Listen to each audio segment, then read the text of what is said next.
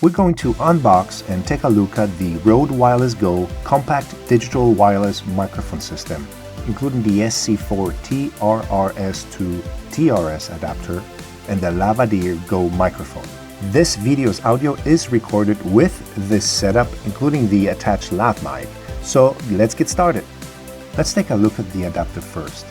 Not expecting much here, but a necessary item for recording through a smartphone or a pad, since most input jacks on those devices use a TRRS connector, or tip ring sleeve that is, for sending stereo audio and receiving mic signals, while most DSLR cameras have those connectors separated, thus a TRS or tip ring sleeve jack. Next we got the Rode Lavaliere Go Microphone, the professional microphone, just in case you were looking at an unprofessional one. As the box states here, this is a professional one. Well, it comes with a carrying case. Also provided is a clip and a soft foam pop on top.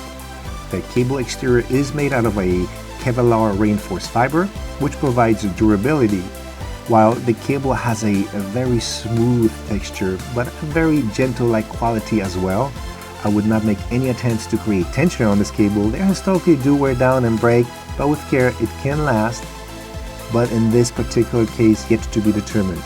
On the other end is a gold-plated 3.5mm TRS connector. The mic itself has a 4.5mm miniature capsule and yields a 20 Hz to 20 kHz frequency response.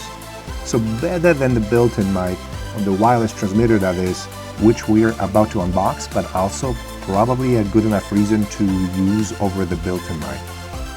So let's go ahead and take a look at the transmitter and the receiver units. In the box we got some quick setup instructions. It's kind of cool, I guess. USB Type-C to USB Type-A charging cables. 2 cables are included for simultaneous charging of both units, but also needed for firmware updates. Also included are 2 windshields for noise reduction and the necessary 3.5mm TRS right angle coiled cable in red, so you can look cool while you're recording, of course. Also included is a baggie. Well, it barely accommodates both units in there. Aside from maybe stuffing some cables inside, it's quite useless. A hard case would have been much more functional. And now onto the receiver and the transmitter. The most distinct feature on the receiver is the high contrast LCD display.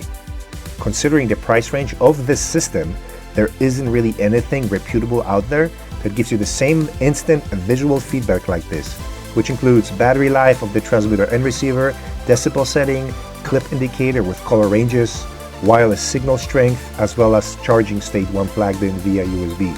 I cannot overstate how useful that is. Being out in the field, having this miniature receiver on your camera, serving relevant detail that might make or break the shoot. Most other wireless systems use a combination of LED lights, even more expensive kits, to communicate most of the same information, which is often cryptic and only partially useful. But not here. The brightness of the LCD screen is surprisingly good. Even considering how well lit the studio is, the whole screen is clearly readable. Also on the unit is a power button, the decibel toggle that rotates through 0, -6 and -12 decibel sensitivity, and the pair initialization button. They all click nicely with some feedback when depressed. The transmitter, on the other hand, has a built-in mic capable of 50 Hz to 20 kHz frequency ranges, and an acceptable sound quality from some preliminary tests. And from even some basic tests, the attached lav mic made a huge difference, especially in the lower frequencies. But the built-in mic might be acceptable for some use cases, when the lav mic suddenly disintegrates, which unfortunately historically has happened. Next to the omnidirectional built-in mic is a 3.5mm TRS jack for connecting a lav mic, or any mic really. It is the same exact form factor as the receiver, just 31 grams and 1.7 by 1.7 inches with a 0.7 inches thickness. That's incredibly small. No LCD screen on this transmitter, but it does have 2 LED lights that surface battery state and pairing information, all of which is available on the receiver and kinda redundant but nonetheless functional. The transmitter also has a power button and a pairing button, but man, the weight on these units is very surprising. Like a feather, quite incredible.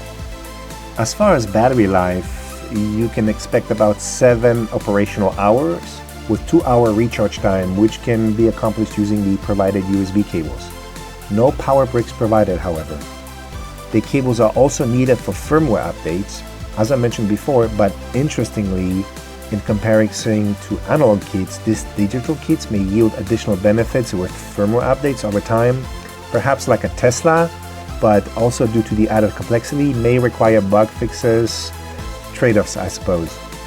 The wireless transmission is done using the very well established 2.4 GHz frequency, and it is encrypted with a maximum line of sight of 230 feet. Now you can use up to 8 of these transmitters simultaneously, and it would make for an interesting test, but not today, because that's all we're going to cover in this video. So if you like what we discussed here, have questions or suggestions, please let us know in the comments and subscribe for future video updates. Take care.